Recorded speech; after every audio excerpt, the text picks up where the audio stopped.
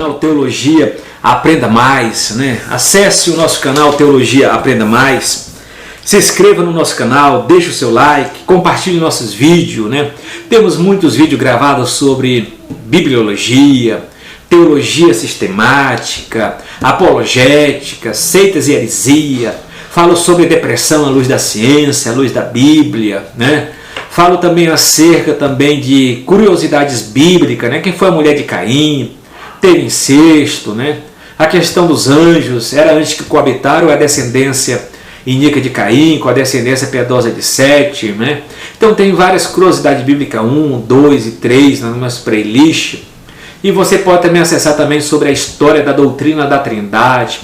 Também temos vídeos gravados sobre todos os livros, né, do Antigo Testamento, começando de Gênesis, né, o Pentateuco, livros históricos, poéticos e proféticos do Antigo Testamento, onde a gente fala de autoria, conteúdos, toda a estrutura também de sermãos que os livros tiveram. Também falamos também do Novo Testamento, começando de Mateus, os evangelhos sinóticos, Mateus, Marcos e Lucas, o evangelho joaninos, né? A questão também do livro de Atos e História, a questão das cartas apostólicas, começando as 13 cartas paulinas, as cartas gerais, e terminando com o livro de Apocalipse. Então está toda aí na minha playlist, para que você possa acessar e ter, degustar, né, do bom da teologia, e também uma provocação para que você possa estudar mais e mais acerca desse Deus bondoso. Hoje eu quero gravar sobre pneumatologia, a doutrina do Espírito Santo, dentro da série dos vídeos aqui voltado para a disciplina, as unidades de teologia sistemática, ok? Então vamos dar uma definição bem precisa aqui, de forma sucinta, né? Porque é muito grande, explica, que a gente fosse pegar, daria um bom tempo, mas aqui só mais uma provocação, né? A grosso modo, o vocábulo pneumatologia, segundo seus aspectos etimológicos, é composto por duas palavras gregas, pneuma, significa espírito, e logia, né? Logia, estudo ou tratado. Portanto, pneumatologia é o estudo sobre o Espírito Santo, que ele faz e os dons que ele concede. A pneumatologia é muito importante para conhecermos a pessoa do Espírito Santo conforme relatos bíblicos. Também pode contribuir para um melhor relacionamento com ele, né? Pois permite compreender a sua essência divina, espiritual, e evitando o equívoco de interpretações que poderão nos levar a pecados mortais perante Deus. Assim vamos analisar quem é ele, quem é o Espírito Santo. Quem é ele? O Espírito Santo é a terceira pessoa da Santíssima Trindade. Ele aparece pela primeira vez nas Escrituras em Gênesis 1:1. E daí em diante sua presença é proeminente em ambos os testamentos, né? O vocábulo que dá sentido ao seu nome é o grego pneuma, vindo da raiz hebraica ruach. Ambos os termos, quando aplicado para dar significação divina, é sem igual, denota o infinito Espírito de Deus. Outra questão, ele é Deus? A natureza e os atributos do Espírito Santo caracterizam como o Espírito eterno, não tendo princípio nem fim de existência, Hebreus 9:14. Uma vez que o Espírito Santo tem a mesma natureza de Deus, o tempo não se aplica a ele. Já que existe por si mesmo, ele é um ser vivo dotado de personalidade. Olha lá, que tem uns grupos sectários que negam a personalidade do Espírito Santo, dizendo que ele é uma força ativa. Você pode estar analisando em seis heresias que eu dou a resposta a quem é. Não sendo uma mera influência ou emanação de Deus, pelo contrário, o Espírito Santo é uma pessoa divina que faz parte da Santíssima Trindade.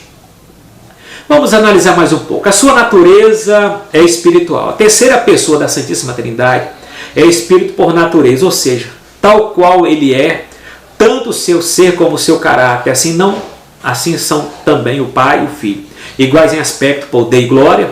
O fato do Espírito Santo ser Deus fica provado não somente por identificação com o Pai e o Filho, nas fórmulas do batismo e da bênção apostólica, mas também pelos atributos divinos que possui.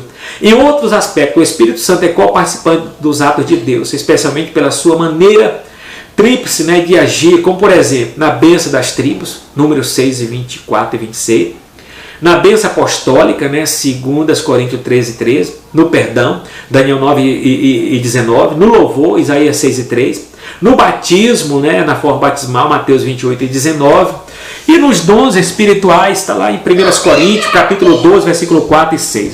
Na unidade da fé, Efésios 4 e 4. E assim tem uns textos para nós entendermos a natureza divina do Espírito Santo. Os atributos naturais do Espírito Santo, lembra daqueles atributos incomunicáveis, naturais, absolutos, que somente Deus tem em essência, né? Essas qualificações fazem de Deus o que realmente Ele é. o ser supremo por excelência. Então ele é eterno, Hebreus 9,14, é imutável, né? Malaquias 3:6, Hebreus 1:11. Ele é onisciente, 1 Coríntios 2:3-37. Ele é onipotente, 1:37, onipresente, Salmo 139, 7 e 10. A personalidade do Espírito Santo, né? É difícil definir personalidade quando é atribuída a Deus. Deus não pode ser aquilatado pelos padrões humanos. Pode dizer que a personalidade existe quando se encontra em uma única combinação, inteligência, emoção. Ele tem inteligência, Coríntios, 1 Coríntios 2, 10 e 1. Emoção, Efésios 4:30. Vontade, 12 e 11 de 1 Coríntios. Ou ainda, autoconsciência, Romanos 8:27. Autodeterminação, Atos 8:19. O Espírito Santo possui os atributos, propriedades, qualidades, personalidade. Então, se pode atribuir a esse ser personalidade, um espírito com personalidade. Outra questão que a gente pode falar, sua personalidade é indiscutível ao analisar suas obras, pois ele ensina, João 14:26, ele guia, Romanos 8:14, ele comissiona, Atos 13:14, a questão do grupo missionário, apartai Barnabé e Saulo. Ele dá ordem aos homens, né? Atos 8:29, ele intercede por nós, com gemido inexprimível, Romanos 8:26, ele fala, João capítulo 15:26, 2 Pedro 1:21, está aí. As obras do Espírito Santo, obra essa que somente Deus pode realizar. Quais são essas obras? Na criação, ele estava lá, pairando, chocando, dando vida à criação. Gênesis 1:1 ou Gênesis 1:27 no homem. O Espírito Santo deu vida, ordem, beleza e preservação na criação. Ele regenera, João 3:5. Ele produz o novo nascimento. Na santificação, o Espírito Santo, Romanos 5:15-16. Ele direciona na ressurreição 1:14. Ele é executivo. As obras do Espírito Santo, obra essa que somente Deus pode realizar. Ele é a terceira pessoa da Santíssima Trindade. Nomes que descrevem relação com Deus, Espírito de Deus, que ele se relaciona com o Pai. 1 Coríntios 3:16, João 4:6. O Espírito Santo executivo da divindade, Espírito de Cristo, que ele se relaciona com Cristo, Romanos 8:26. Outra questão, por que ele foi enviado em nome de Cristo? Né? Claro, Espírito do Senhor revela o senhorio do Todo-Poderoso. Nós temos símbolos também que se aplicam ao Espírito Santo de Deus. Fala da diversidade de operações do Espírito Santo. Pomba, né? João 1:32, azeite, Lucas 4:18, fogo, Mateus 3:11, Lucas 3:16, vento, Atos 2:2, água 7:38, 39 de João, selo, Efésios 1:13, Coríntios 1:22. Segundo, em relação a Cristo, concebido pelo Espírito Santo, o Espírito Santo concebeu. Lucas 1:35, ungido com o Espírito Santo. Quem ungiu ele com o Espírito Santo? Jesus foi o próprio Espírito Santo em Atos 10:38. Chega o Espírito Santo em relação a Cristo, tá? Guiado pelo poder do Espírito Santo. Lucas 4. Em relação a Cristo, realizou seu ministério no poder do Espírito Santo. Lucas 4:1.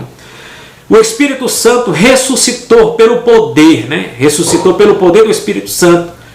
Romanos 8:17. Quem ressuscitou Jesus foi a terceira pessoa da Santíssima Trindade, o Espírito Santo. Analise a sua Bíblia na carta de Paulo, Romanos 8:11. Durante o período pré-Pentecoste, o mover do Espírito Santo era seletivo e esporádico. Descia sobre alguns homens com a finalidade de inspirá-lo para algum serviço especial, deixando-os quando essa tarefa tinha fim. No Antigo Testamento, a manifestação foi esporádica, lá no período pré-Pentecoste do Antigo Testamento. Ele vinha sobre pessoas para ser profeta, para ser sacerdote, para ser reis, pessoas para ser usado de uma maneira excepcional, mas quando acabar aquele tempo, né, ele deixava. Agora, no período pós-Pentecoste, esse período que se estende do dia de Pentecoste até os nossos dias pode ser legitimamente ser chamado de dispensação do Espírito Santo. Após o dia de Pentecoste, por meio do Espírito Santo, Deus veio para habitar nos homens. Ele veio para permanecer. O dia de Pentecoste marcou o arraiar de um novo dia nas relações entre o Espírito Santo e a humanidade. Ele veio para habitar na igreja, o verdadeiro corpo de Cristo, habitar pelo Espírito Santo de Deus. É tão indestrutível como o trono de Deus. Sua habitação na vida do homem depois do Pentecoste é diferente porque agora é permanente. E privilégio apenas dos verdadeiros crentes. Abra sua Bíblia e vê em João capítulo 14, versículo 17, sobre a questão da permanência do Espírito Santo. O que é o batismo no Espírito Santo? É o revestimento que nos concede poder não apenas sobre o pecado, mas também para testemunhar de Cristo. O sinal que evidencia o batismo no Espírito Santo é o falar noutras línguas ou novas línguas, que é a questão da glossolalia, né? Que é a evidência física, como ocorreu no dia de Pentecoste, Atos 2 e 4, Atos 10 e 46 e Atos 19 e 6. Dons do Espírito Santo, a função dos dons espirituais que o crente recebe no ato do batismo ou depois deste, é dotar a igreja de poderes sobrenaturais para que ela seja edificada e cumpra a sua missão de forma eficaz. São classificados segundo 1 Coríntios capítulo 12, versículo 8 a 10. Nós temos a classificação dos dons chamados dons de revelação ou dons do saber. Nós temos a palavra da sabedoria, a palavra do conhecimento, o discernimento dos espíritos. A palavra da sabedoria está naquele contexto, aquela ocorrência de Salomão, quando chega aquelas duas mulheres, né? Esse filho é meu, não, esse que é meu. Salomão pegou uma espada, deixou dividir para as duas. Então foi um ato de sabedoria e viu que aquela mulher falou, não, então pode deixar com a outra, era a verdadeira mãe. A questão também do dom da ciência, do conhecimento, também a gente pode ver na questão do profeta Aías, quando a mulher de Jeroboão foi lá disfarçada, o profeta estava velho e cego, mas quando ela pisou na sua calçada, ele falou, por que te disfarça, mulher de Jeroboão? Então a manifestação do dom ali foi o dom, a palavra do conhecimento, ele tem um conhecimento sobrenatural, dom de inspiração, variedade de línguas, interpretação de línguas e profecias, né? Nós temos os dons de poder, operação de milagre, dom de cura e fé. Operação de milagre está no plural, dom de cura também está no plural e fé está aqui como a manifestação desses dons, né? O fruto do Espírito é gerado em nós para termos um caráter, fala de caráter semelhante ao de Cristo, cheio do Espírito Santo e andar no Espírito ou ser controlado por ele. O fruto do Espírito possui 9 aspectos ou virtudes que identificam o relacionamento do crente com Deus, com outros e com sua própria maturidade. São eles amor, alegria, paz, longanimidade, benignidade, bondade, fidelidade, mansidão e domínio próprio. Está registrado em Gálatas capítulo 5, versículo 22 e 23. Sem o Espírito de Deus não podemos fazer nada, a não ser acrescentar pecado sobre pecado. É uma fala de John Wesley. As obras do Espírito Santo na vida do crente. O Espírito Santo convence do pecado, da justiça e do juízo, constrangendo a receber a Cristo Jesus como Salvador e Redentor. João 16 e 8. A santificação do crente é a principal obra do Espírito Santo, que nesse processo, né, o Espírito Santo habita no crente, o Espírito Santo reveste o crente para o trabalho missionário. O Espírito Santo derrama o amor em nossos corações, Romanos 5,5, o Espírito Santo nos ensina. O Espírito Santo enche-nos de alegria. Então, para fecharmos a questão da pneumatologia, vamos colocar pecado contra o Espírito Santo, a blasfêmia contra o Espírito Santo, Mateus 12:31. É o pecado de atribuir a Satanás a obra efetuada por Cristo pelo Espírito Santo. Somente Deus pode fazer. Foi um tipo de calúnia que os fariseus falaram naquela época.